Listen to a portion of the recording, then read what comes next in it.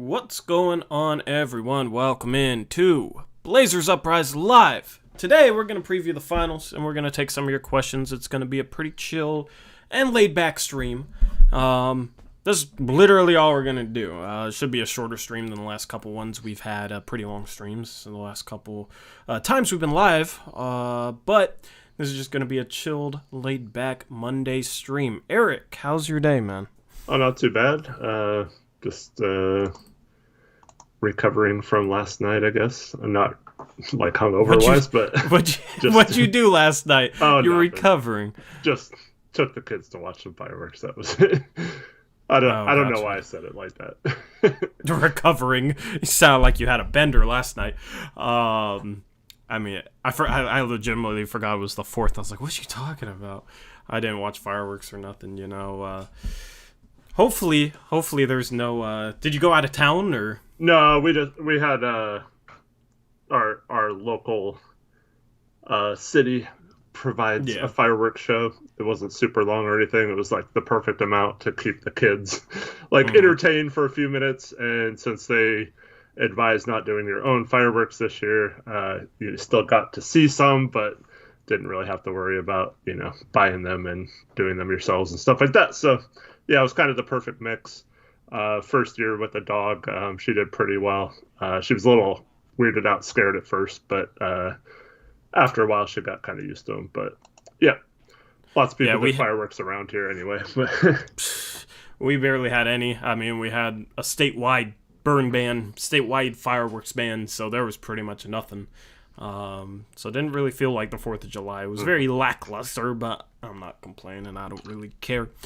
So, shout out to those of you who came over from the Valley podcast. Shout out to those guys. I know they're doing their series preview right now. Those Suns guys over there.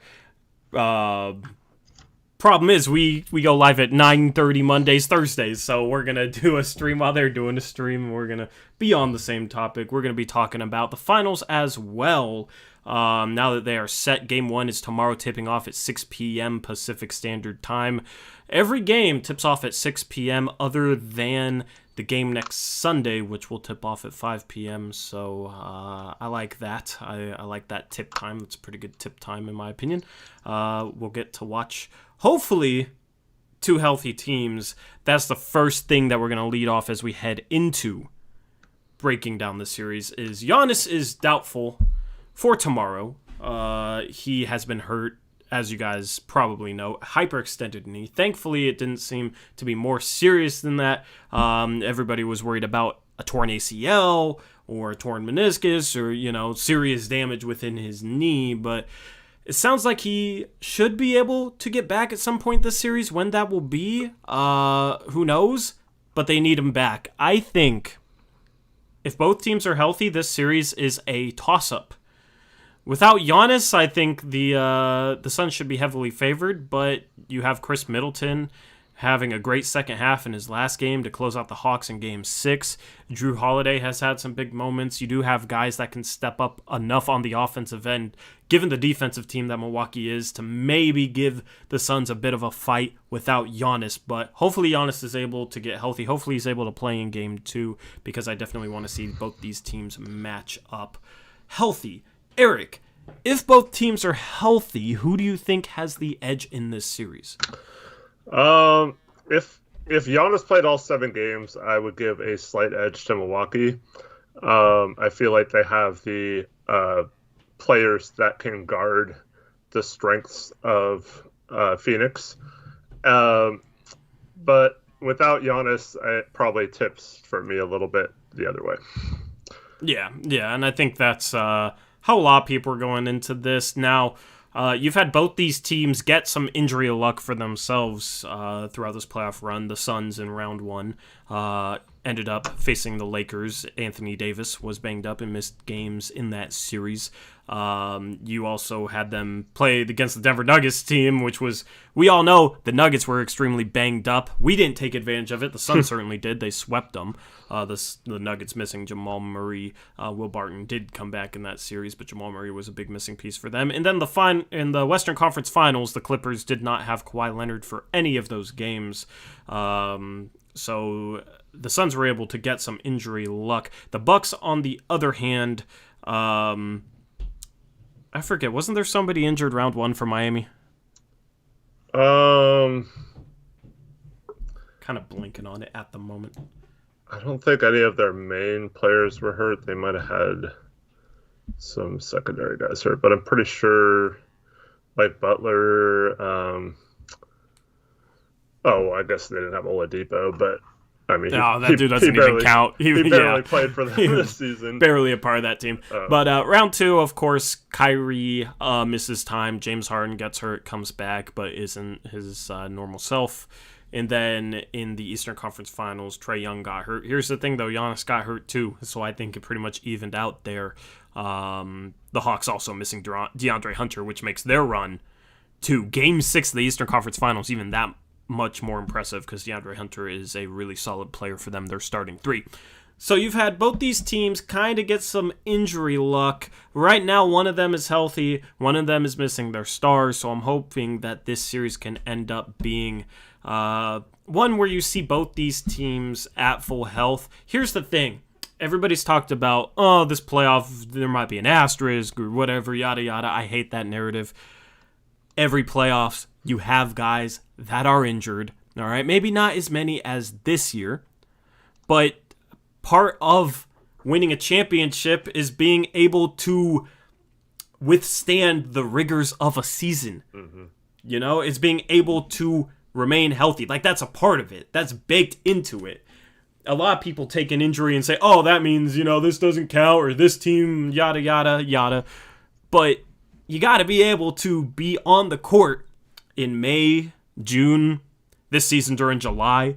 You got to be able to be on the court. That's a part of winning a championship, is being healthy and being able to withstand the rigors of a season. Now, obviously, fluke stuff happens, so I get the narrative, but I feel like people talk too much about that instead of, I thought the NBA was pretty wide open this year. I think if everybody's healthy, I think both these teams still could be standing here. Maybe you have the Nets, but here's the thing with that Nets-Bucks series. KD took over in a way that you rarely see. If Kyrie's there, if James Harden is healthy, maybe KD doesn't have to take over that way. It doesn't have the performances he did. I'm not sure having a healthy Kyrie in that series would have changed the outcome, because Kevin Durant stepped up and replaced some of the production that Kyrie would have gave. So that's the thing. That's the thing you have to remember is, you look on paper, Harden was banged up, Kyrie was hurt, but Kevin Durant stepped up and made up for, those guys being injured and missing time. So that's the thing. Both these teams are two talented teams. I'm going into the series looking forward to it. Yeah, and just for the record, I don't think you're doing this either, but we're not saying that there's an asterisk or like these teams should be discredited in any way because of the injuries. We had a conversation with Shervin a couple weeks ago. I don't know if he's watching right now, but I'd ask him okay, 1987, how many injuries were there in the playoffs? No one ever remembers that far back, they just remember who won the championship that year. So that's all that matters, is winning the title. And like you said, how you get there kind of depends somewhat on, surviving and playing through the things that happen against your team. Like the Suns, for example, had Chris Paul go down with a shoulder injury in round 1 against the Lakers, and then have their own luck with the Lakers getting injured, or who knows if they even get out of the first round if AD doesn't go down. So it's it happens every single year. There's been an injury that somehow or some way shapes how the playoffs turn out. Like the Warriors, when they had their good runs, they faced the Cavs without Kyrie and Kevin Love, or Kyrie gets injured in game 1, I guess, in the finals the first year, and they faced some other teams prior to that, but no one remembers. They just remember that they won 3 titles. They don't remember that some of those years they got extremely lucky. Or, the year they lost in 2016, they get Draymond suspended in the middle of that series, and that pretty much cost them the series, most likely. So yeah, it's just I like how you said it. It's how you deal with those things, and the teams that deal with them the best usually can survive and come out on top. Yep. So I feel like a lot of people are making mistakes and downplaying the talent of these two teams and what these two teams have done all season. Going into this series, but at the same time, though, it makes it so frustrating being a Blazer fan, because you're like, I didn't even want to go there. I didn't want to go the depressing route, man. But it's like, if you're a fan of any of these teams, really, it's like, why couldn't this be us? Like, that's just frustrating. And as Eric Olson points out, the Clippers actually did a great job despite not having Kawhi. I thought they played about as good as they could have. They didn't win it all, or they didn't win that series, but to beat Utah with the last couple games without Kawhi, and then to even make that a 6-game series against the Suns, like I thought that was a really good job by them. They just didn't have enough firepower to beat the Suns. Yeah. I mean, and that's the thing. That's where you got to have depth too, because that's the thing. That's where depth comes in. Sure, you can be missing a star if you have a really deep team and enough talent around said star that you can have guys step up and kind of help to make up for that production. You still have a chance. So that's the thing. That's why depth is important in the NBA. Going into this series, the key for the Suns, I think, is just Chris Paul. Because Chris Paul, when he came back from COVID, which is weird to say, I thought we were past that, and then Chris Paul gets COVID. They can't play in I believe it was the first 2 games of the Western Conference Finals. He came back, kind of struggled. Saw a lot of talk about Suns fans wanting Cam Payne to play over him. Cam Payne was playing better than him. Cam Payne's going to make a bag this offseason, by the way. So him and Reggie Jackson, 2 point guards on the Western Conference Finals teams that have just been phenomenal this postseason and have played their way into a payday. But Chris Paul came back, didn't really have a rhythm, and then in Game 6, goes off for 41 points. He finally makes it to an NBA Finals. It's not a guy that I'm worried about his production, but he has hurt right hand. He has really only had one good Chris Paul game in the past couple of weeks. So that's they've had a little bit of time off now. That hasn't helped his rhythm, but it might have helped his right hand heal a little bit. Even he said so himself. So that's kind of what I'm wondering in Game 1. What Chris Paul are you going to get? Is he going to come out and be great? Is he going to come out and not really have the rhythm and kind of have the sort of games like he did in Game 3, Game 4, Game 5 of the Western Conference Finals? Yeah, I think that is a huge key. I also think I don't want to tie this back to the Blazers again and have heartbreak, but when we made the Western Conference Finals, we were satisfied to be there, right? And we played like we were just happy to be there for the most part in that series, right? So a team like the Suns, I mean, luckily for the Suns, they have it both ways. But like a player like Chris Paul, who has played his whole career to get over that hump and finally get to the finals, right? Is he going to cherish that opportunity and take advantage of this chance to win a title and cement his legacy as one of the best point guards of all time?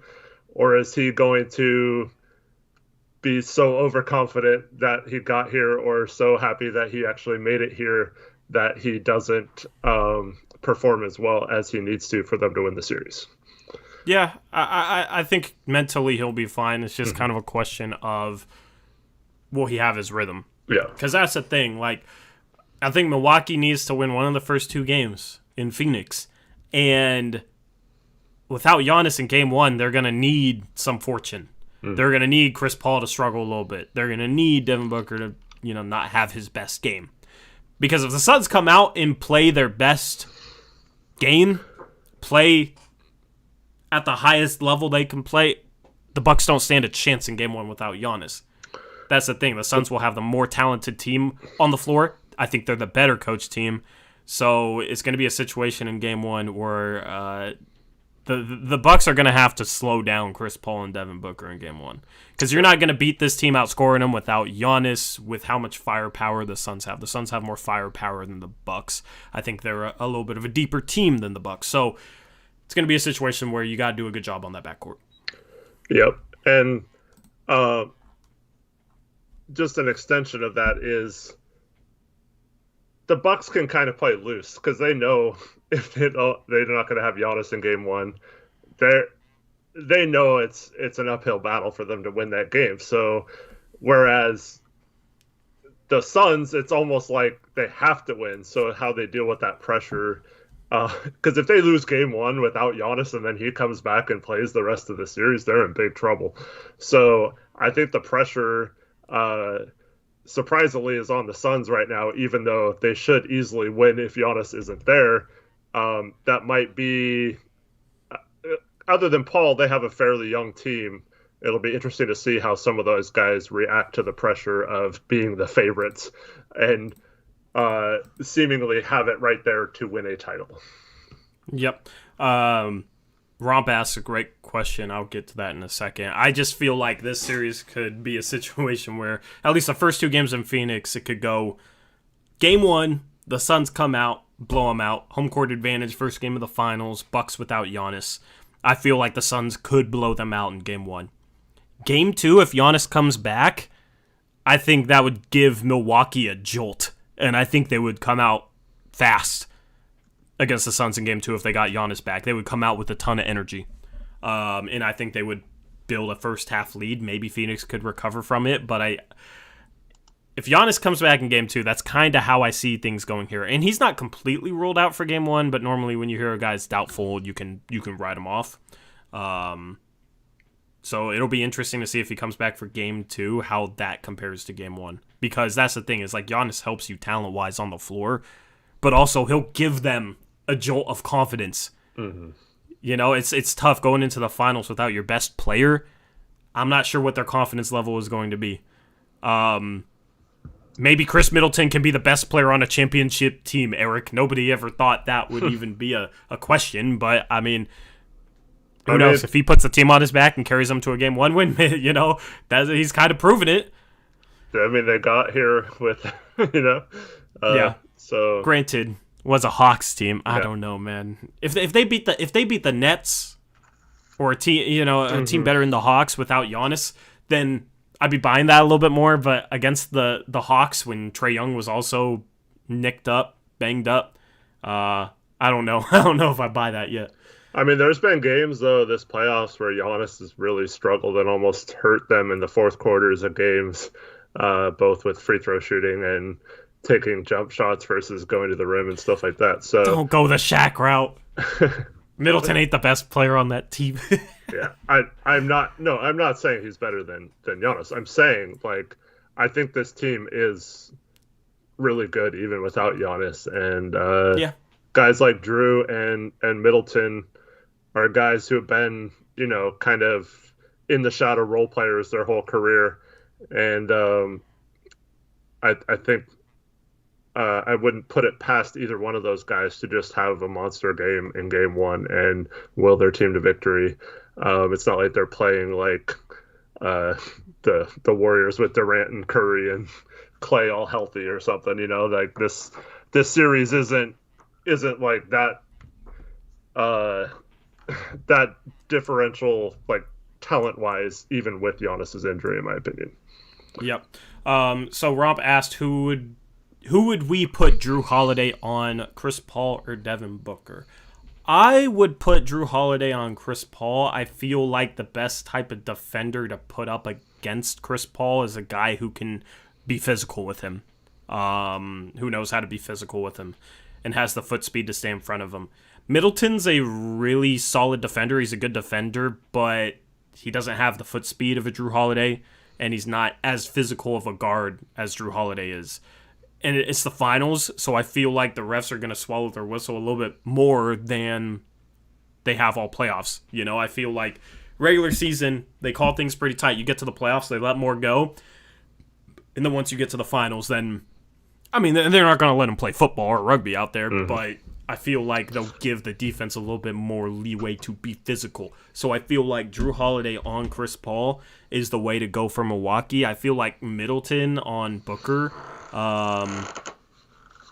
is the way to go as well, because Booker might be able to shoot over Drew. Middleton's a bigger defender. And Devin Booker, I'm not trying to say slow or anything, but he's not as quick as a Chris Paul. He's not as much of a threat to blow by his initial defender as a Chris Paul. He's more of a guy who will kind of get to his spot and shoot over the top. Well, Chris and Paul's he can get downhill as well. Yeah, but I'm taking Chris Paul and his speed over Devin Booker. Right. You know what I'm saying? So I'd rather have the slightly slower, bigger perimeter defender on a Devin Booker for that reason, and I would rather put Drew on CP3. Yeah, I don't think you can really go wrong either way, because you need to find a way to limit both of those guys. And if you do, you have a good shot at winning. But as people mentioned in chat, Drew has done a pretty good job on Booker, both this season and in years past when they've matched up against each other. He kind of seems to, it's kind of like the Damian Lillard thing. It seems like he always gives Booker some fits. So, but yeah, I don't know, Chris Paul, both of them, it's all about how you navigate the screens. If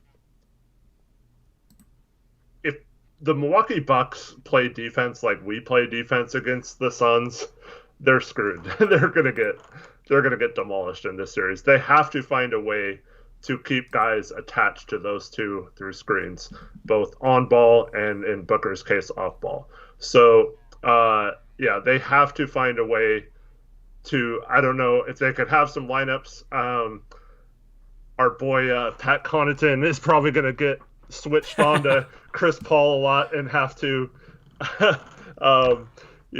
guard him a lot and get exposed a little bit on defense. But they have to find a way, whether it's with Tucker or one of their other defenders, of not getting one of their bigs switched on him. I know Tucker's technically a big, but I feel like he can do an okay job guarding either one of those.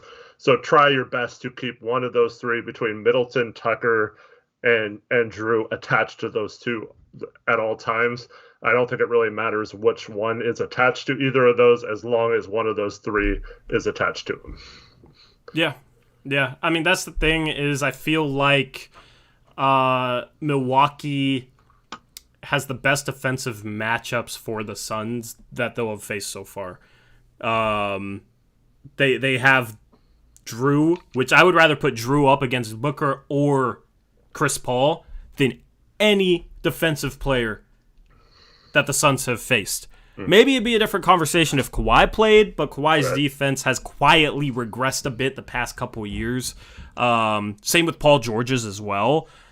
You know, the Clippers didn't have a guy like that. The Nuggets certainly didn't have a guy like that. We're talking Campazzo and Monte Morris and Austin Rivers. And then the Lakers, they really good team defense. They got LeBron and AD, but you didn't have the individual defender to really stick on a Chris Paul or a Devin Booker like a Drew Holiday. So it's going to be interesting to watch that battle.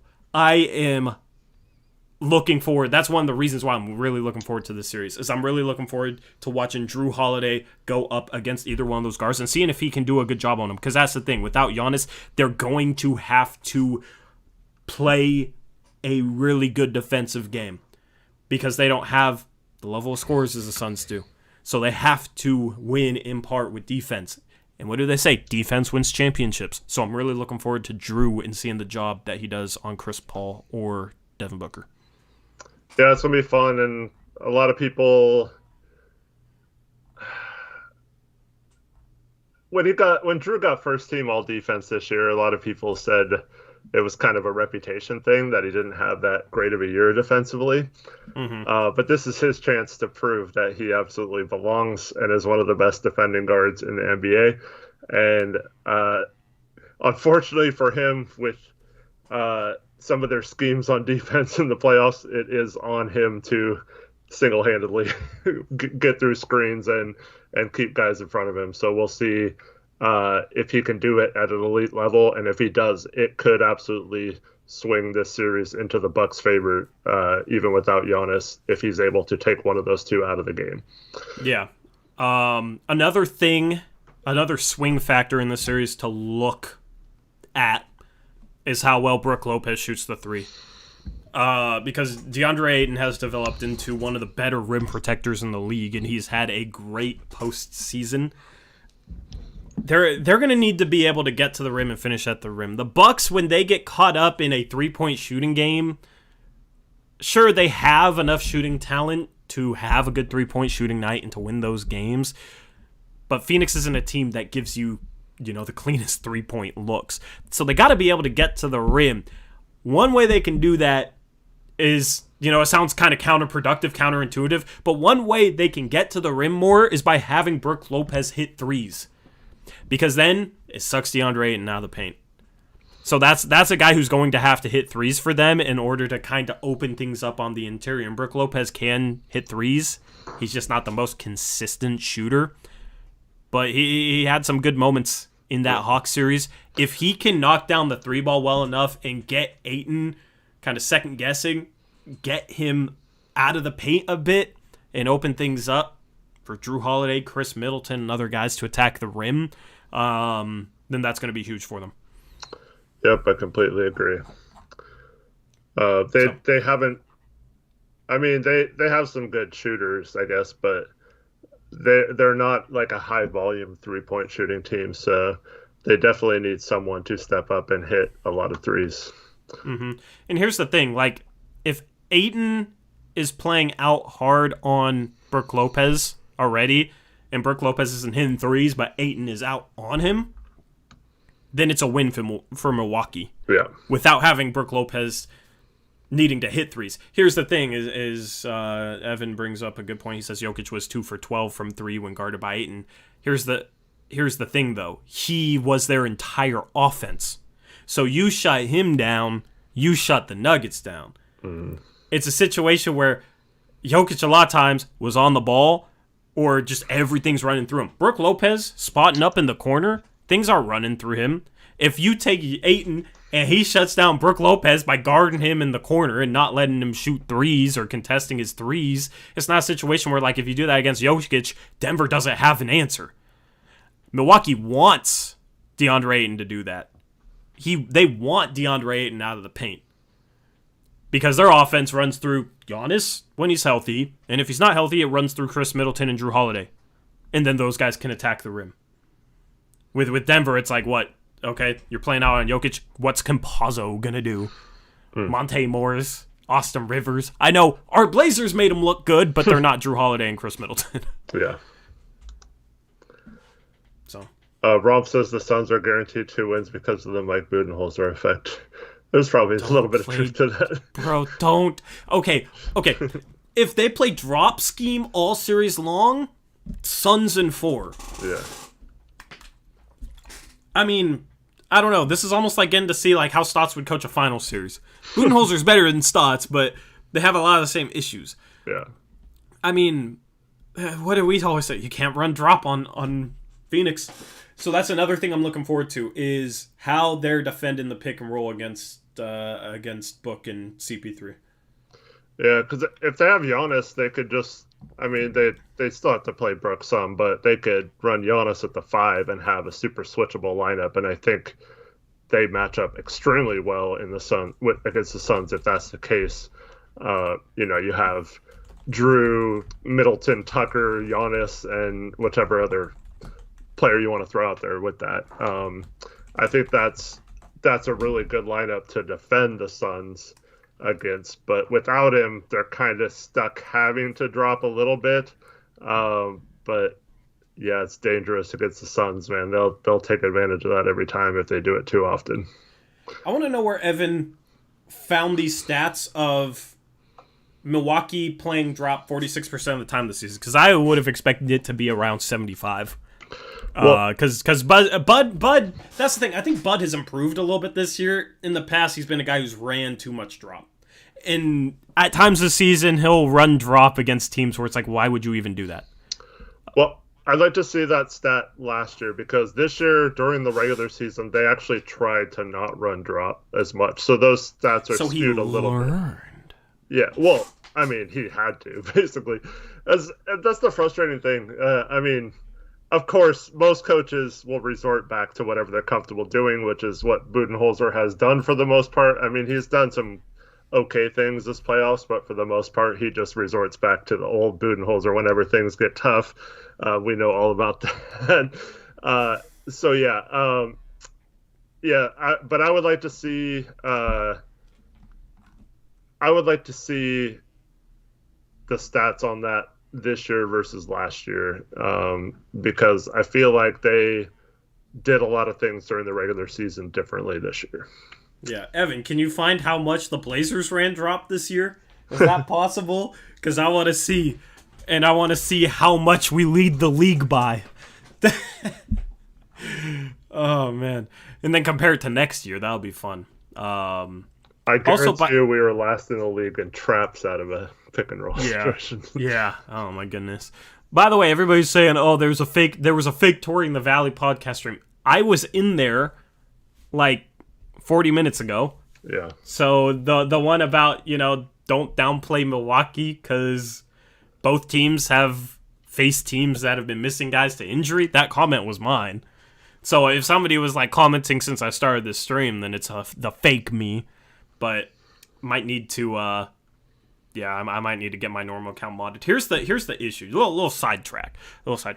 I can't log on to Blazers Uprise on my phone, because I got a new phone and I have the old number associated with the Blazers Uprise thing. So I can log in on my computer, but like to log in on my phone, I have to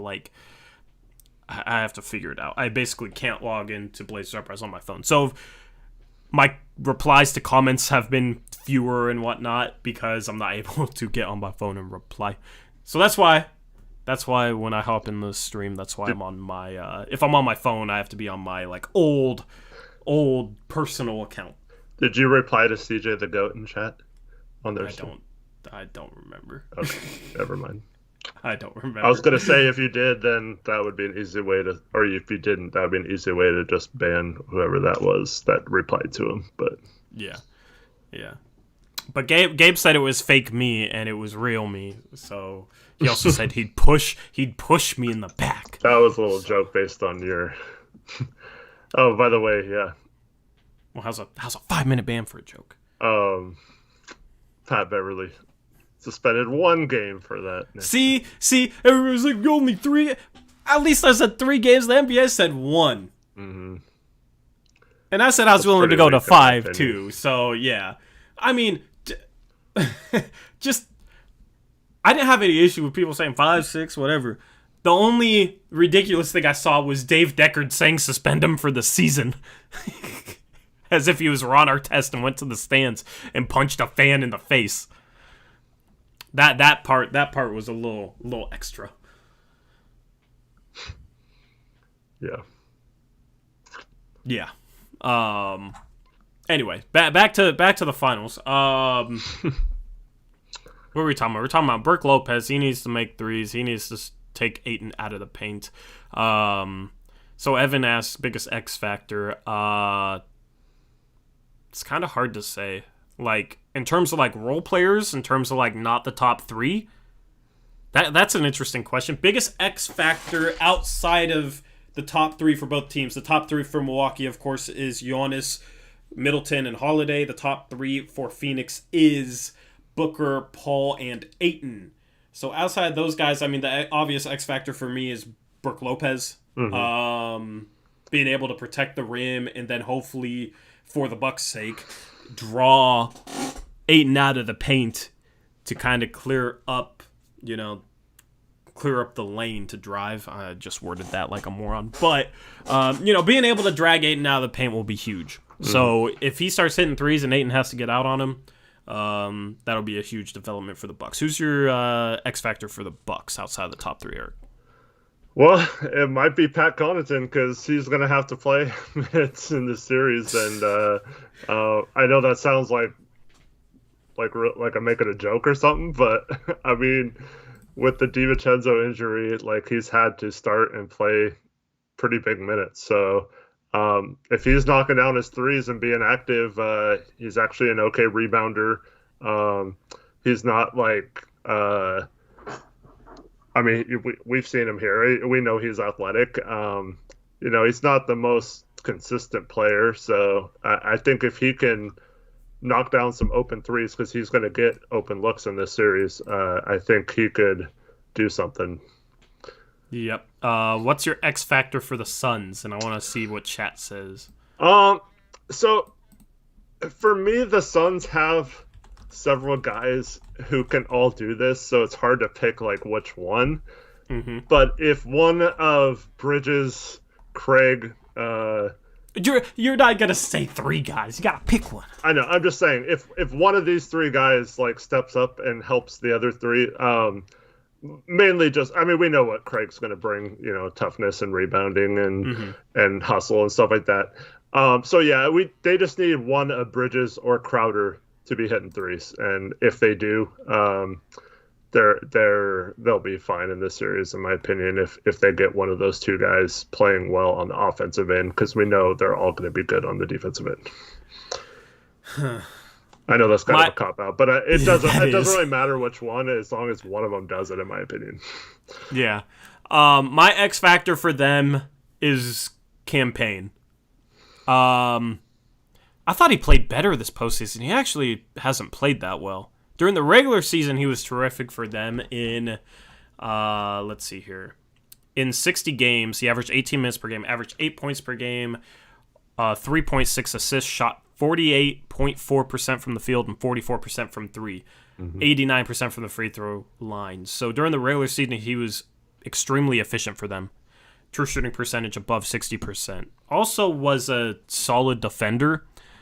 In the postseason, they've been able to have some success, but for the postseason, Campaign has shot around 41-42% from the field all three series, and he's shot under 35% from three. But he's been a guy I feel like who proved himself this year, was fantastic offensively. If he can get back to kind of who he was in the regular season, if he can shoot the ball well. He's had games where he's had big games in the playoffs, where he's had huge games. And it's just kind of a situation where, like, when Campaign has a good campaign game, it's really hard to beat the Phoenix Suns. Because you can only hope to slow down Booker. You can only hope to slow down Paul. Ayton has been a beast this postseason. So they have their big three that, it's rare that you're going to be able to hold Chris Paul or Devin Booker to single digits. But I feel like the guy whose performances vary the most for them is Campaign.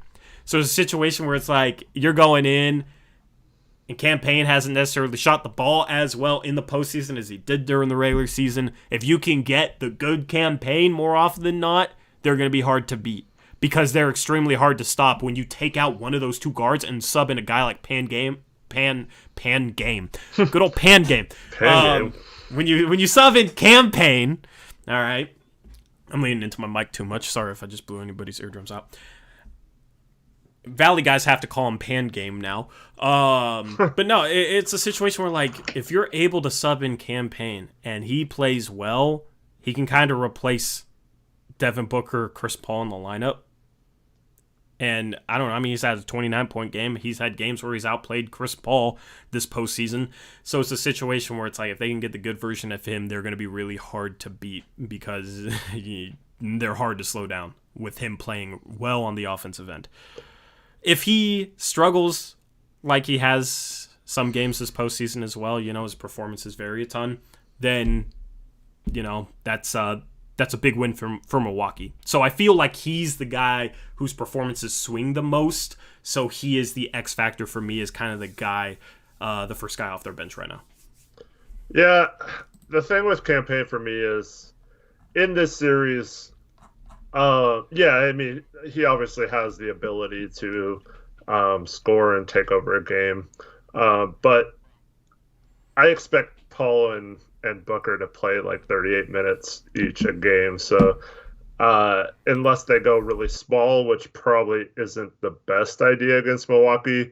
I just don't know how many minutes he'll get to actually be on the court and do that. I mean, he'll probably play about 20 minutes a game in this series. I know that's like probably less than what he usually plays, but I think when you get to this point, you just got to roll a little more with CP3 and Booker. Yeah, here's the thing though, is like Chris Paul gets banged up so easily in the playoffs. True, yeah. If Cam Payne is playing really well, you can give Chris Paul a little bit more rest. Mm-hmm. You can keep those guys a little bit fresher and not really have as much of a fall off. That's the thing. You know, it's like his performances vary so much. When he's on, he is really, really good. So that's the thing, is it afford them to be able to give Booker or Chris Paul a little bit more rest. The problem is if he's playing with the second unit and both Paul or Booker are not on the court, then it becomes back to where if the wings aren't hitting their threes or no one else is doing much on offense, the defense can focus on shutting him down in the second unit.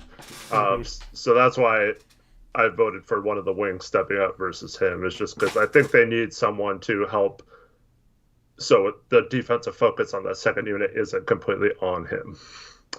Yeah, I just Cam Payne is my X factor for him. All right. He's the most times the X factor is like the guy whose performances swing the most. You know, the guy who's just like you don't know what to expect out of them. Like Nurkic is kind of that guy. You know, for the Blazers, he's the X factor, and it's a lot of times it's because, you know, he does a lot that helps the team win. Does a lot of little things, but it's also because his performances will vary so wildly. Hopefully that's better this year under Chauncey, but yeah. So good old Pan game. You know, just adding to the repertoire of butchered names at this point. They're gonna say that on the Valley Pod, and no one's gonna know what that means. I know. Except for the people that were in here, a few of them will know. Saw Iverson in here. Evan has like all the stats and whatnot for us to just, he's just feeding us the stats. We didn't do our research, of course. We're not Suns fans, so he's just feeding us all the good content for you guys. He says Milwaukee was tops at defending the corner three in the NBA. For what it's worth, a big part of Phoenix's offense. So that's another thing to watch in this series. Is Phoenix able to not only get corner threes but knock down corner threes? Considering Milwaukee does a good job at contesting them. Mm-hmm. And yeah, something that Portland does a horrible job contesting corner threes and having the right people on offense shoot the corner threes. So that's something that we know all too well is a good key to a series. Yep. Trevor's being funny tonight. Let's see. Is there? Okay. So now that we've got it, who's going to win? Who's going to win? When is Giannis coming back? I think if they lose game one, he'll play game two, even if he's not 100%. If they win game one, I don't think we see him until at least game three. I think the series... Okay, if that's the case, then I think the series starts off 1-1 in Phoenix. If Giannis is able... If the series starts off 1-1 in Phoenix, I don't see any way the Suns win in 5.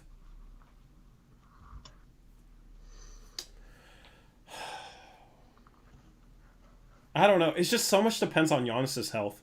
Yeah. If Giannis was healthy this entire series, I'd probably say Bucks in 7. Yeah. But at this point, with like Giannis's injuries being up in the air, I'm gonna say Suns in 7. I think this series will go 6-7 games. I don't think this is gonna be a short series unless Giannis is not able to play the entire series. Yeah, I'm gonna say Suns in 6. Not super confident about it, but yeah. If Giannis was healthy, what would be your prediction? I would probably say Bucks in 7 instead of Suns in 7. Mm-hmm. Yeah, I mean, hopefully Giannis gets healthy. I want to watch some good basketball. I want to watch a long series. I want this to be competitive. So, I don't know. Here's the thing, though. 70%, like Evan says, Giannis is clearly not healthy, and his game depends on his knee. If he's even 70% healthy, I think he's worse for the team, in my opinion. I don't agree with that whatsoever. Giannis at 70% is better than a lot of NBA players. Mm-hmm. I mean, here's the thing. The dude can still pass. The dude still knows how to play defense. Even at 70%, he'll still be a good defensive player. Because a lot of it is just his size. He's a smart defensive player. Even at 70%, he's still agile for his size.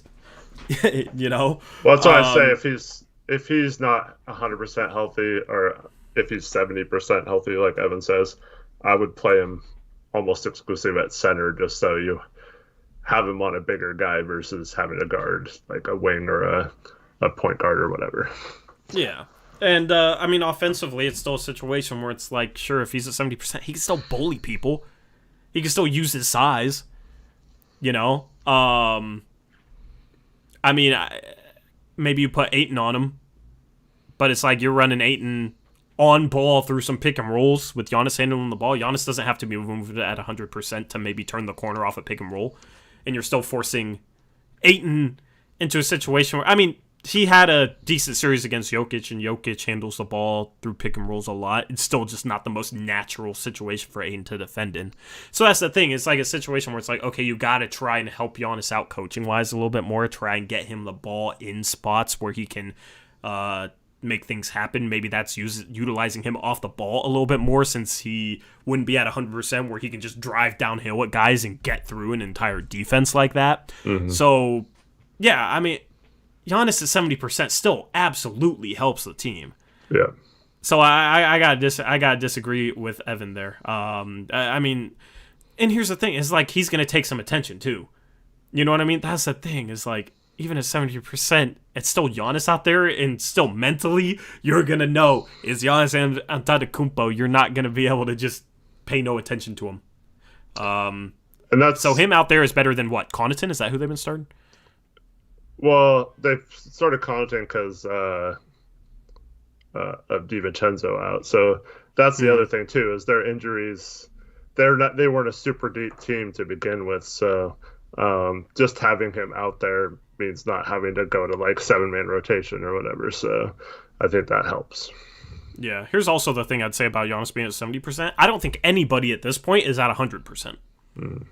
It's the NBA Finals. You know what I mean? So, I mean, Giannis's like muscles will be rested. I mean, I don't know exactly how it like translates, but it's like everything other than his knee will be fresher than anybody else in this series, most likely. So I don't know. I mean, it's just all kind of speculation on that. Well, the Suns have been sitting there for a week, though. That's also true. But Giannis has been out since a little bit longer, right? Yeah, a little. Some series started sooner, so that's the thing. Yeah, that's why they've been sitting so long. Rob says Pat Connaughton is 100%. Yeah, and I mean, here's the thing: is like, yeah, he might come back at 70%. End of the series, he might be at 90%. I don't know, or he might get hurt again. Here's the other thing: is like, there's a chance I mean, Chris Paul hasn't had the best of luck. I mean, I don't know. I'm not going to sit here and say any injury is going to happen. It's just, you never know. You never know how things are going to play out. You don't know how things are going to play out with Giannis. You don't know how fresh he's going to be, and you don't know what injuries might be added that'll tip the scales. Because you've seen so many this season. Obviously, it's a big part of this. So, I wish both teams were healthy so I could make my predictions based off two healthy teams. But it's gonna be a factor this series, and maybe not just for Giannis, unfortunately. Yeah, that's the part that it's hard to predict, since we don't know exactly when Giannis is going to try to play. Yeah, I mean, I agree with you. Like, yeah, if they win Game 1, and he's still like kind of questionable for Game 2, don't bring him back. If you lose Game 1, you bring him back for Game 2 if he can go. Yeah, I agree with that. He's got all offseason to heal, right?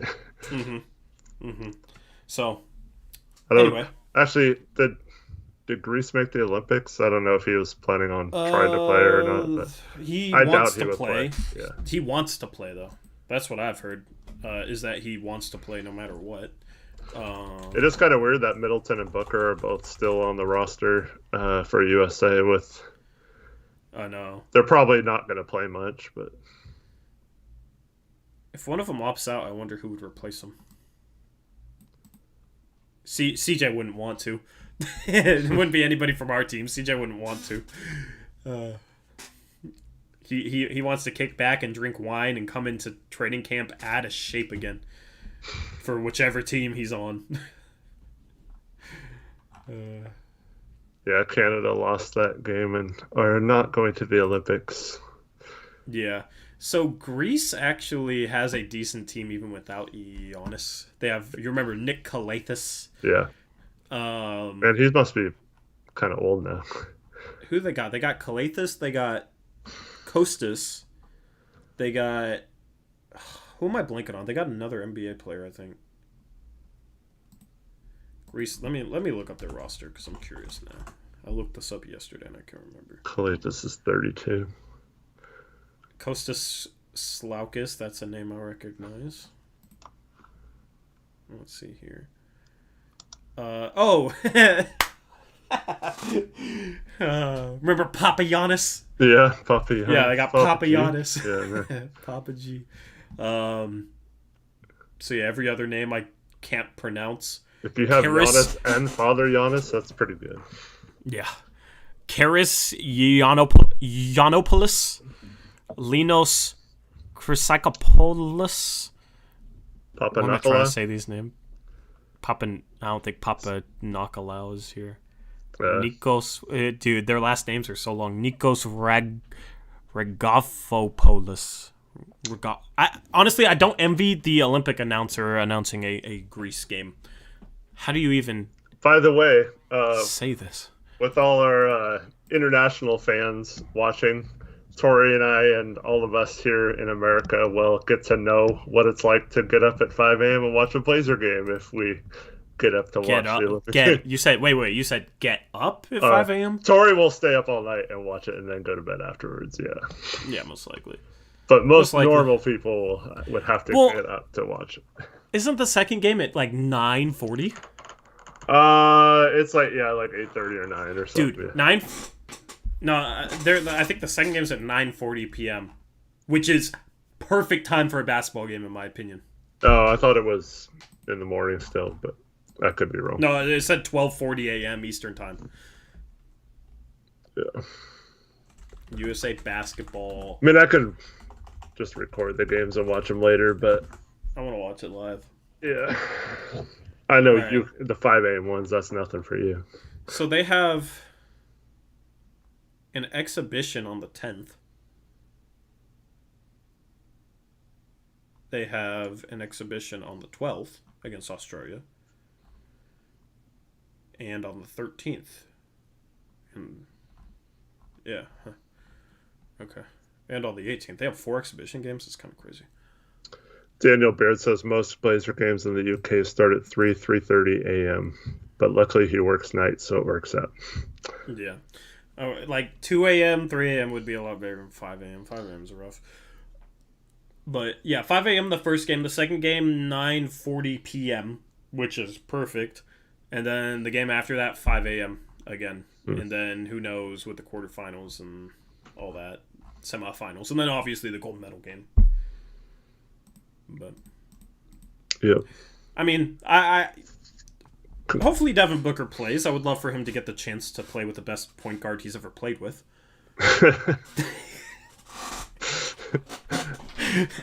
Trying to rile up our Suns fans. Hell yeah, man. I'm trying to get him ready for tomorrow. Yeah. Trying to get him warmed up. This is Dame Summer says Hyper Prime. Yeah, well, if he had the Olympics and Space Jam 2 and at least won a playoff series, then it might be, but can't be Dame Summer when he lost in the first round. Bro, what? Bro, Eric, stop. No more depression, man. You're getting me in my feelings, and I don't like it. Sorry. I'm trying to relax and look ahead and bringing up all these sore wounds. Andrew's a Spurs fan. Yeah, the Spurs didn't make the playoffs, buddy. Congrats to Luka too by yeah, dude, he Slovenia dominated. Yeah. He had like a 30-point triple-double against Sabonis and Valanciunas. That's legit. Yep, we got Chance now, so it doesn't matter. Exactly. That's the thinking, you know. Yeah, we lost, but at least it got us rid of Stotts, so now we actually have a chance, because we definitely wouldn't have had a chance. Honestly, you know what? It would have been cool for Dame to make a finals this year, but we wouldn't have any chance against the Bucks with Stotts coaching. You know? So, at least now Dame has a slim chance at a ring now, Eric. You know, because we lost in the first round. We had to go through that. Chief and asked, does USA not have to qualify like Canada and Slovenia? So what happens is most of the teams have qualified in previous years. So, I think you win the gold, you automatically qualify US for the next Olympics, and also the World Championships. The top, which was who in 2018? It wasn't us. The top struggled. Whatever teams automatically qualify. Then there's other tournaments that qualify, which we usually have players that aren't NBA players or like go do, and we usually do fine in those tournaments. But yeah, so the qualifying games that you saw over the last few days were ones that for like the last couple spots they were fighting it out for qualification there. I'm trying to. What's their Olympic qualifier called? Do you know? For basketball? Yeah. I thought it was just the FIFA World Cup. No, there's multiple. No, the qualifier tournaments that are going on right now. For like Greece and Canada, there's like a couple different ones. I thought it was just called the Olympic qualifying tournament. Nah, there's like multiple. There's like 4, I think. Yeah, because like I was looking at the schedule and it's like versus like winner of like a specific qualifier tournament. So I'm trying to find what qualifier tournament they're in. Yeah, Spain's almost always in there. CJ the GOAT. So, okay. Greece needs to beat the Czech Republic to go to the Tokyo Olympics. That should be a good game. The Czech Republic team is the team that beat Canada. They have Tomas Satoransky. Who else did they have on that team? I think that was about it. Oh, man. Hey, Tomas Satoransky is underrated, though. Yeah. They have. I thought they had another NBA player. I'm trying to look right now. Rob says he's. Jan Vesely. Oh, nice. Good old Jan Vesely. Go ahead. Yeah, Spain is usually really good, especially when the Gasol brothers were in their prime. Argentina was really good back in the day with like Ginobili. France had like Tony Parker, Batum, they have several young NBA players now with the 2 rookie point guards last year. Hayes. Yeah, Gobert. Yeah, Hayes and Hayes. Maladon. But yeah, so they're always a team that kind of, for whatever reason, hasn't put it together in the Olympics. And I mean, they do okay, but they should be better than they are, in my opinion, most years. But Argentina and Spain were usually the teams recently that have done well. And then back in the day, you had, like Russia and Arvydas Sabonis and stuff. Beating us in '88, that led to us having the NBA players in there and stuff like that. Yep. So France has, and this is probably going to be their starting lineup, starting at point guard, Frank Ntilikina, Evan Fournier, Timothy Luwawu-Cabarrot, for all you Luwawu-Cabarrot fans out there, because I know we had a few, Nick Batum, and then Rudy Gobert. That's not a bad starting lineup whatsoever. That might be the second best team in the Olympics. They don't have Maladon or Killian Hayes. At least this article that came out May 20th doesn't have him listed. Vincent Poirier, Gershon Yabusele. So some guys that have... Did Yabusele ever come over?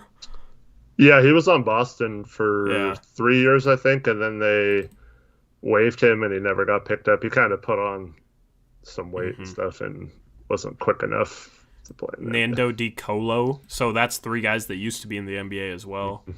So they have some guys that have been around the block. I'm excited. I'm excited for the Olympics. It's fun. I forgot about Fournier. Yeah, Mr. I Craig. mean, is that lineup better than the? I want your guys's take on if that starting lineup is better or worse than Spain's starting lineup. Let's see if I can find it here. I think Powell's going to play for Spain. He is. Yeah. Yeah, he is. That's kind of cool, actually. He's 40. All right, let's see here. I have like a million tabs open right now. So they got Juan Hernan Gomez, Marc Gasol, Pau Gasol, Willie Hernan Gomez, Usman Garuba.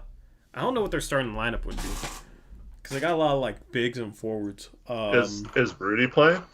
Rudy's playing. They have Sergio, however you say his Rodriguez. last name, Sergio Louis or whatever his name is, the guy that the Rockets drafted and has been like really good overseas but never came over. What about Sergio Rodriguez? Yeah, they got Sergio. So probably Sergio. They got the Serge and Rudy. Oh, they got Ricky Rubio.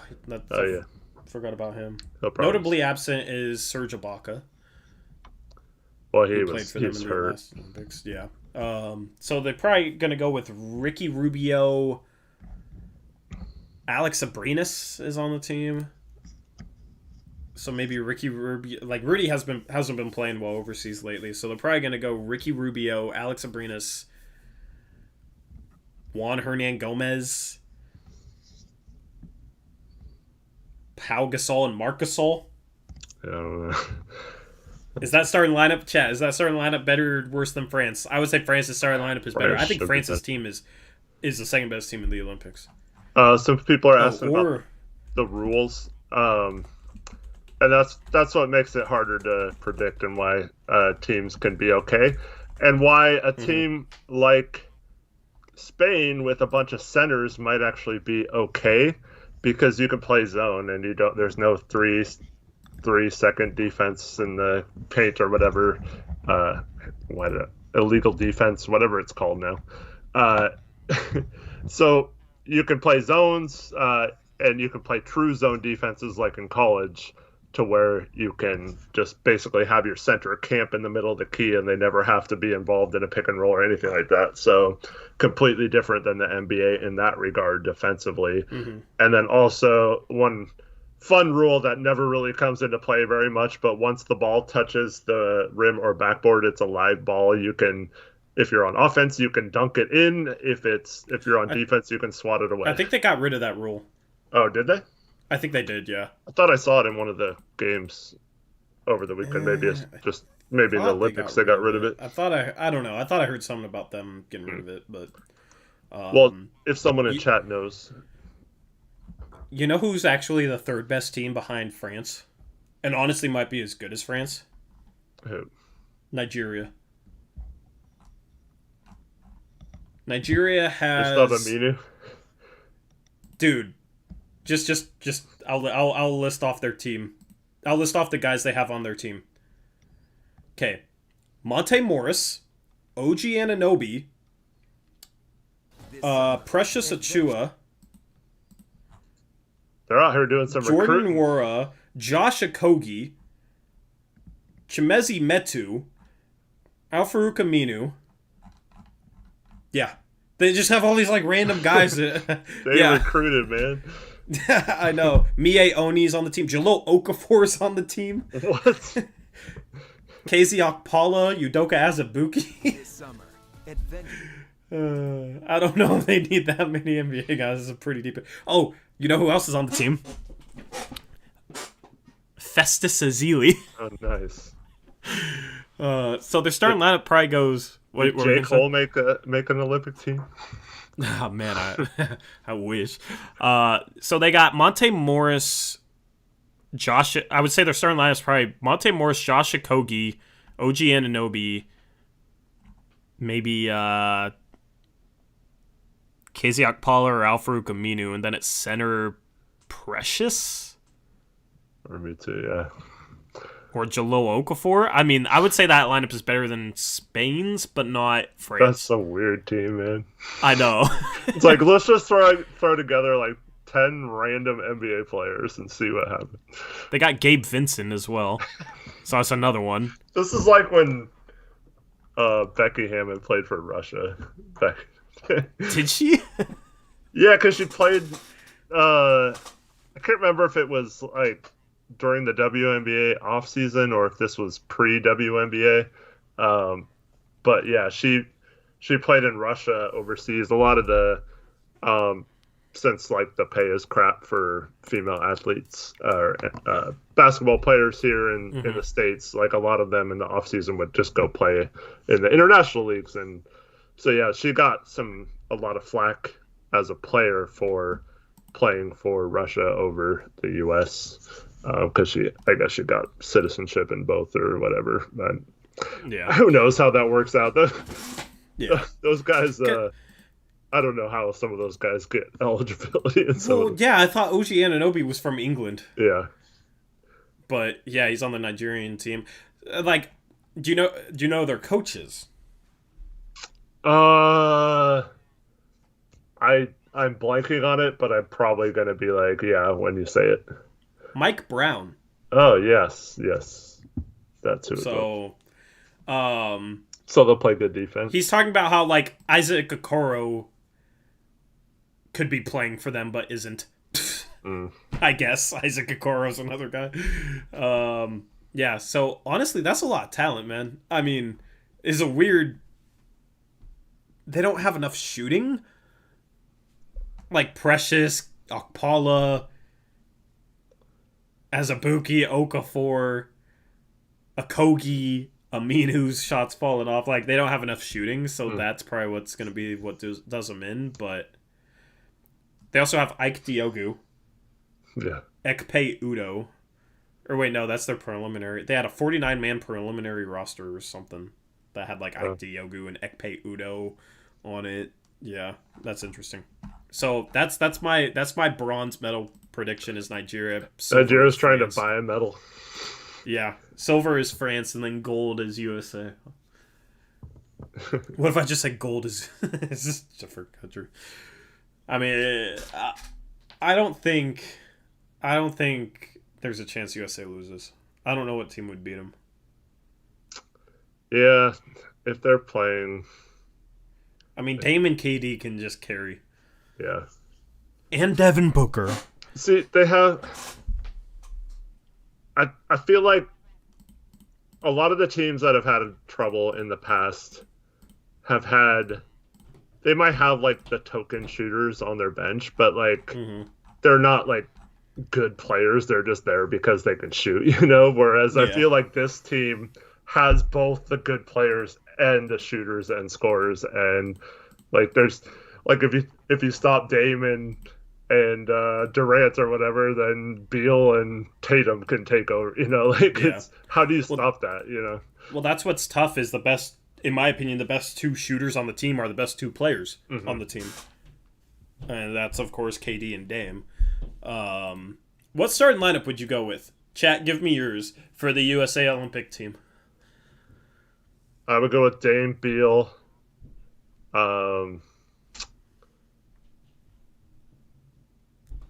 probably.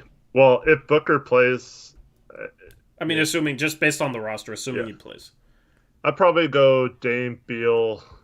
Actually, I'd probably bring Booker and Middleton off the bench just because they, you know, are playing in the finals. Maybe they're going to be told not to play them as much. I do, KD and Tatum, and then I'd probably start Draymond just because I like his fit with those guys. I mean, I don't think you can go wrong with either one, but I kind of like Draymond with those guys just being the defensive helper. Yeah, I would go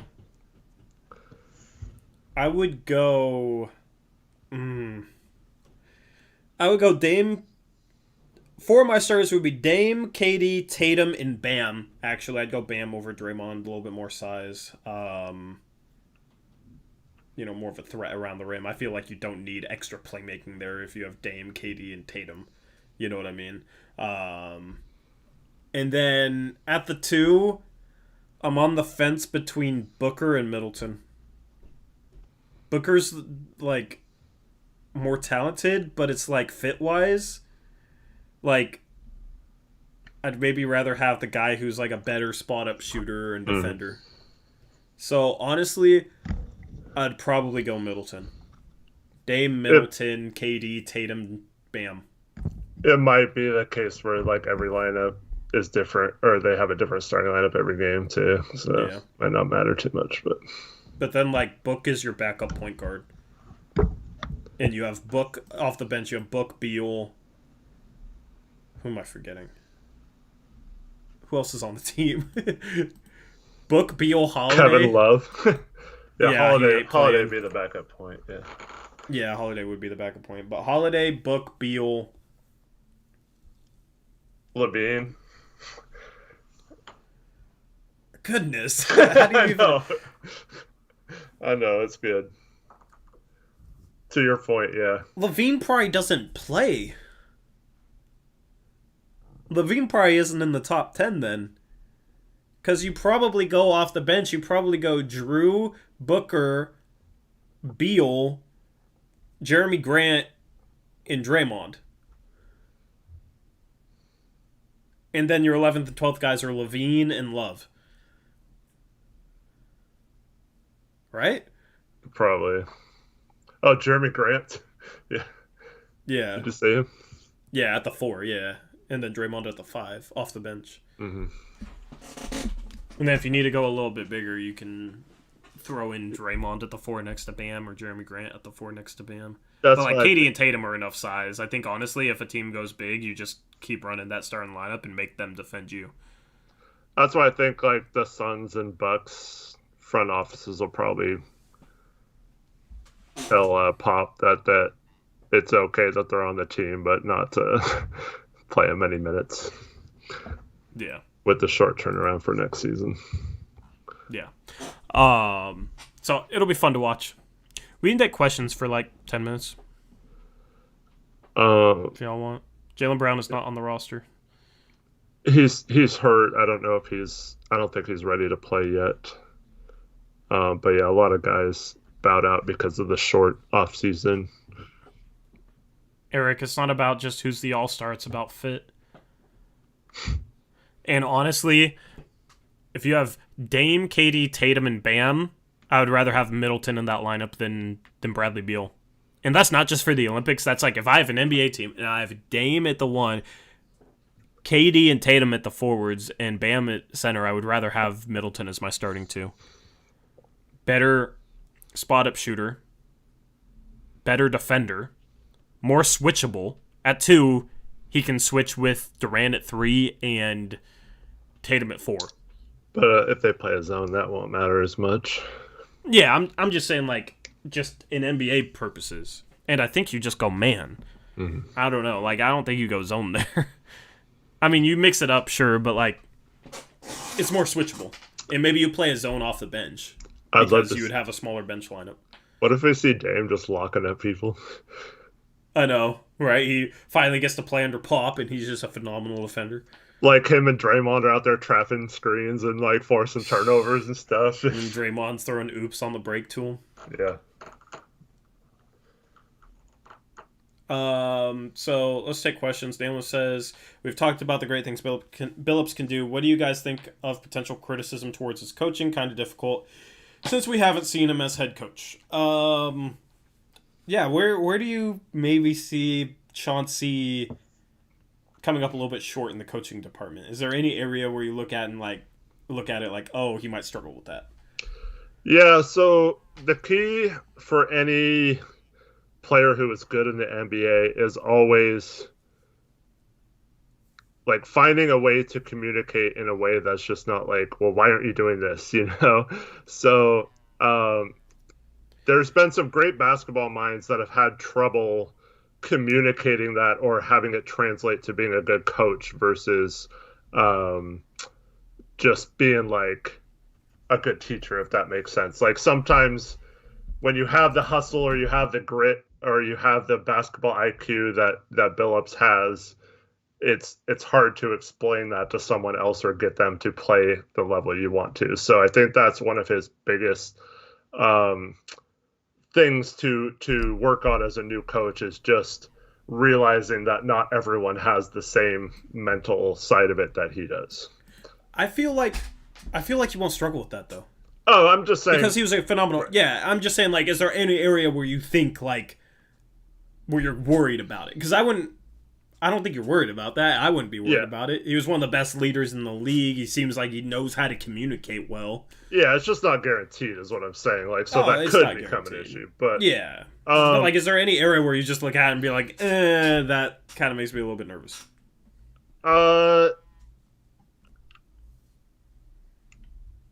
For me, it's more when you're the head coach, it's harder to focus on details. And so when he says all the right things about the details, to me, it's more just, I hope that it's not overwhelming, like, so he could, that's why I think the staff is really important. But, so just, we saw him already mention that he always defaults to looking at a game from a point guard's point of view. So it's going to be not just focusing on that. Since we have a good point guard, we don't necessarily need him to be super focused on Dame. It's the other players I think he needs to be focused on. So I don't think that'll be the problem necessarily once again, but just stuff like that where when you're the coach and have to deal with all these things at once, it's a lot harder to focus or remember the details that you were preaching or got you the job to in the interviews and stuff like that. Yep. Romp says, are championship expectations realistic for the Blazers next year? I mean, it depends on the roster, but I mean, if we can pull off a CJ and a couple first to Philly, Simmons to Toronto, and Siakam to Portland, then yes. That's the dream right there. And you have a start, and obviously you need to re-sign Powell, so you can have the starting lineup of Dame, Powell, Covington, Siakam, and Nurkic. I think that championship under Chauncey, championship expectations for that roster are very legitimate. Yeah, it's hard to answer without knowing if we're re-signing Norm or if we're running it back or if we're gonna lose Norm and then trade CJ for crap, and like it's hard to know for sure. Well, what if we had that lineup that I just suggested? Well, if we traded for Siakam, obviously I would think we are championship contenders. I actually have heard people say that, or one person in particular I heard say that Siakam is way overrated and wouldn't put our ceiling any higher than it is now. Who said that? Oh, someone on the radio. Oh God. But wait. Who? That's a terrible take. Oh, it's casual people that don't really know basketball. Just some random guy calling it. Everyone thinks they're an expert on the Blazers now. If you say, "Oh, the Blazers have the worst GM," and then they're welcome to the club of, Bro, Siakam is such a good defender. Like, everybody freaks out about Ben Simmons' defense, Yes, Ben Simmons is a really good defender. So is Siakam, man. Like, honestly, I don't think the gap is that big between Simmons and Siakam. Siakam would likely be the best defender on our team. You trade CJ for him. You're able to slot Norm down to the 2. Okay? You have 4 good defensive players in the starting lineup. You have Norm, you have Rocco, you have Siakam, you have Nurkic. You have the best combination of passing bigs maybe in the entire league with Siakam and Nurkic. Sure, like, Jokic is a better playmaker than both of them, but how many teams have 2 guys that you could realistically see average 5 assists per game at the 4 and 5? Denver has Aaron Gordon along. Oh, God, shut up. I should have even asked you. Facts. Sorry, facts hurt you. Don't even, facts in your mind aren't reality, bro, if you're thinking along the lines of a meringue guy. So, anyway, no to Aaron Gordon. I I mean, we've been on that train too long. You like I'm like stumbling over my words. I can't even think now because you just threw a wrench with Aaron freaking Gordon. No, Siakam and Nurkic. Honestly, I would take those two. Those two's playmaking combined over anybody else's, and you have like an athletic, good cutter and Norm working off of it, good spot up shooter in Covington. Then you can work Dame off ball, off of either of those guys being the initiator, the playmaker. I mean, offensively, I think that's a top 5 team. I think that team would be harder to guard offensively in the playoffs. And then defensively, it's far improved. So I don't know how Siakam's overrated. Defensively, I could see that. Defensively, that should be a top 10 team. Offensively, that should be a top 5 team. Hypothetically, if you can have a top 5 offense and a top 10 defense, you should be contention level. Horrible right? take by Zane, but that's not surprising. I agree. Yeah, I think we should be. I don't know. I feel like even if we ran it back, we could. There's no reason why we couldn't go on a run like the Suns went on this year and be right there. I mean, I'm not going to say we should win the championship, but there's no reason why we can't do that. So yeah, if we improve and get a Siakam, we absolutely should have championship expectations. Honestly, if Chauncey is the coach I expect him to be, and that was our lineup, and we Anthony and Little kind of broke out a little bit, and then you had 2 decent backups at the 4 and 5, 2-way backups, I would favor us in a series over any Western Conference team. Mm-hmm. That's bold, but I would favor us over any Western Conference team. I'd favor us over Utah. I would favor us over Phoenix. I would favor us over the Lakers. The Clippers, maybe not. I don't know. A healthy Clippers team is still just like, they should be so good. But I mean, even over the Clippers, I would favor us. Like, honestly, the goal should be a win championship with that roster. The thing is, we're close to that roster, so let's go get it. Like Michael brings up, though, Siakam is out till December, could affect the early part of the season. But to your point about having Nas and Little break, Nas and Little and Simon, step up and be key players.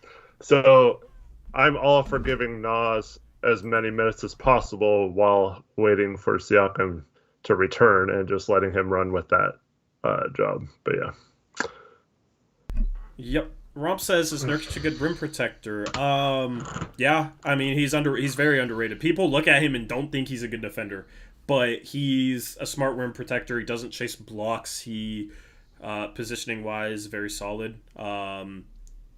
Before his injury, he was a top 10 rim protector in the league. Like, getting close to top 5. Like, he was a phenomenal rim protector and extremely underrated. Since his injury, he hasn't been quite as good in terms of protecting the rim. But like in terms of like Nurkic as a defender, he's more mobile than people think. So I want to see him like trapping. I want to see him hedging. I want to see him like utilized differently defensively. Not just running drop where he has 2 guys running at him constantly. You know what I mean? Because it's hard for people to, unless you're Rudy Gobert, it's hard for centers to run drop scheme and have 2 guys running straight at them because their guard can't get through a screen. Which Dame and CJ, they struggle getting through screens. So that's the thing, is a lot of times he'll get scored on, but it's not necessarily him not being a good rim protector. It's just him being put in a tough situation. So he's good. He's a good rim protector. Let me just say this about Nurk. You are going to see a much better version of Nurk next year. You're going to see the Nurk that we expected him to improve to be after his first 20 games here, Nurk fever, all that stuff. Now, the next year he comes back skinny. He still had a pretty good year.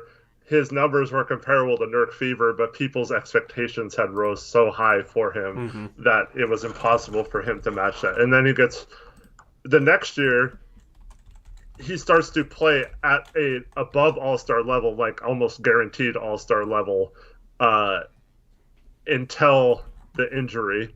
Now, from that point on, if you want to argue that it's because of injury concerns that you can't depend on him, I completely understand that. But if he is healthy and with a coach that will properly motivate him, and not only motivate him, but not go completely against what makes him a good player and what he wants to do on the floor. Will actually listen to him and let him tell him what he likes to do and try to design a defense that gets him to play to his strengths instead of just forcing him to play a defense he doesn't want to play.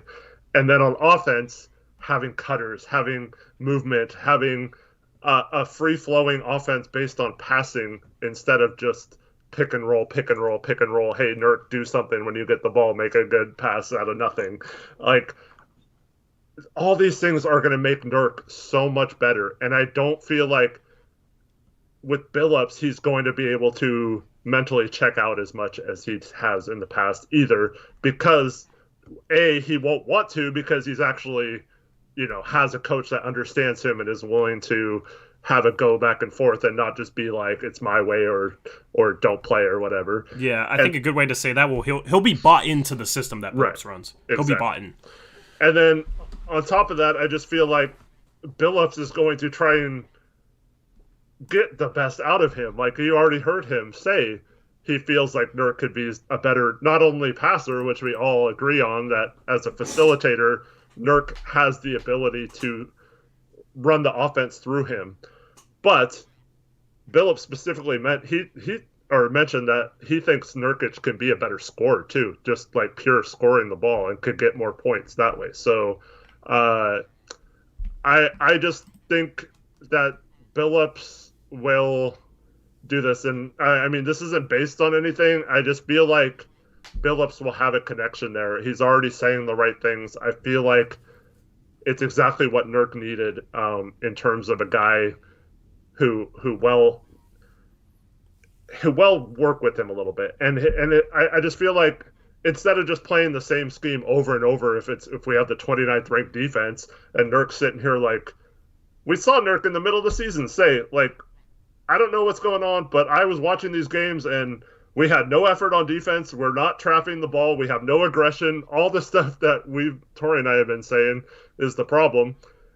And from that point on, we still didn't do any of those things. Like how frustrating would that be to be a player and to know that none of this stuff is going to work in the playoffs, and your stupid ass coach still does those things the entire season, doesn't let you change it, doesn't let you play any differently, doesn't try to fix it. Stotts absolutely ruined this team, and I think you're going to find guys like Nurk just play at such a higher level under a different coach. I mean, here's the thing. Like, even last season with all that, per 36, 17 points per game, 13.6 rebounds, 5 assists per game, shooting 51.5% from the field and 40% from three. He was 12 for 30 from three last year. That's a part of his game that started to blossom a little bit. Hopefully we continue to see that. But before his injury, in 72 games, here were his per 36 minute stats in 2018-2019. He averaged 20.5 points per game, 13.6 rebounds per game, 4.2 assists per game, 1.9 blocks per game. I mean, the problem is he's out here playing 27 minutes per game and gets into foul trouble a bit too much, so he has to improve the foul trouble. I would love to see him on the floor for like 32 minutes a game. It's feasible next year if he's playing like 31, 32 minutes a game, hopefully. It's feasible for him to be a guy who's out here averaging 18 points per game, getting 12 rebounds, and getting over 5 assists, and being a good rim protector. Like, that's all-star territory, in my opinion. And here's the thing. What do people always say about Zach Collins and his defense? The problem with Zach Collins defensively. Do you know? I mean, I don't know. He fouls too much. He's always in foul trouble, right? Nurk, he's always in foul trouble, right? There's a reason for this. It's our scheme puts those guys in the worst possible position. So having a coach that understands that you don't want your bigs to get into foul trouble and puts them in a position to be aggressive yet not foul. And now some of that, don't get me wrong, like a few times, like especially in the Denver series, Nurk had frustration fouls, stupid fouls that he absolutely cannot commit. Same with Collins at times. Like most of the game he goes straight up and has the verticality, but then he'll like reach in at a stupid time and get a foul when he shouldn't get that foul, and he could have stayed in the game longer or whatever.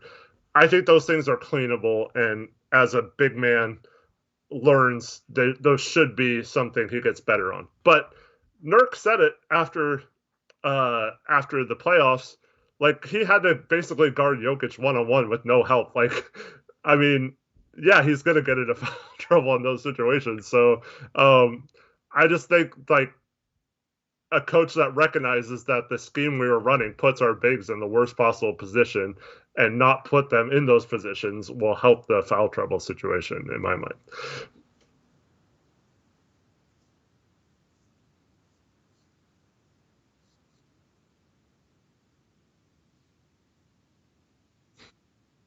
Mm-hmm.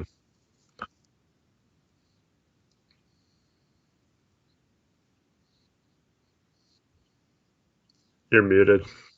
I'm muted. You're right. I was typing. Um, yeah, I mean, I forgot what I said. Basically, it's just a situation where I'm encouraged going into next season, and I feel like this team has more upside than a lot of people realize. Still got to try and upgrade the roster, a Siakam, maybe a Jaylen Brown, for CJ deal, something like that. But overall, it's like even if we run it back, I'm curious to see how good of a defensive team we can be with Dame and CJ under a good defensive head coach, because Stotts definitely wasn't that. And then I'm curious to see if Nurkic can blossom. Obviously, we got to bring back Powell. So there's still a lot of roster questions in the air. I just feel like the coaching really has held us back in the past few years. A lot of the things I warned people about in the playoffs came true. A lot of the things that I was talking about being an issue were true. And, I mean, the proof is in the pudding, as they would say.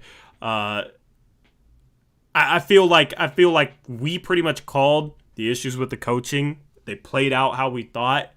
Now we're excited for what we have as a coach. So, honestly, given our track record in terms of evaluating coaches, I would be willing to bet that Chauncey's going to be one of the top 5 coaches in the league next year. I fully believe that.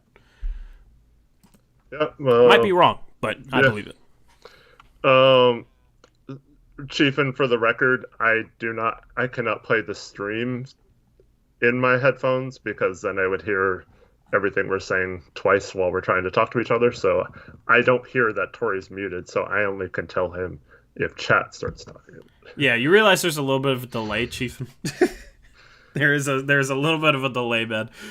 I'm not as out I here say being this, like, oh, Tori's muted. Let me just wait a few seconds until I tell him. Yeah, you're not hearing me talk exactly when I'm actually talking. So yeah, I mean, yeah, I just try not to let you guys hear my keyboard constantly, when I'm typing and Eric's talking. So that's why I mute, and every now and then I will forget, and you guys will let me know, and it's all good. Yeah, it's I mean, Trevin said you said this, but I think we both said it. With playing Melo with the 3 in the bubble, and having Zach and Nurk out there, we basically said that before the bubble even started that all those guys were going to have trouble because it's going to put a lot of pressure on with having guys just have line drives to the basket, and Yep. And it played out exactly that way. Yep. So anyway, stream's going long here. We're gonna wrap things up. We're gonna be live again on Thursday. We will talk about game one's tomorrow, and then game 2 is on Thursday, right? I believe so. Okay, yeah, I'm pretty sure game 2 is on Thursday. So we'll recap games 1 and 2 of the finals on Thursday.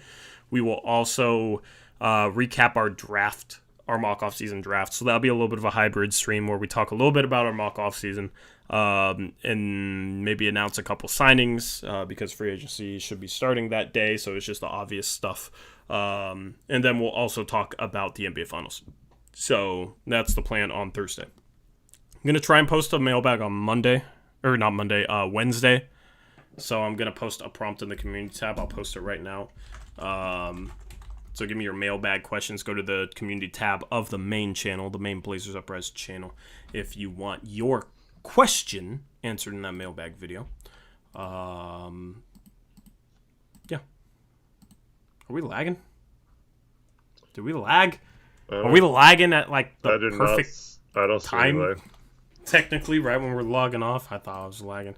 Anyway, Scalabrini, we're not even going to talk about that, man. Eric, anything that you want to say?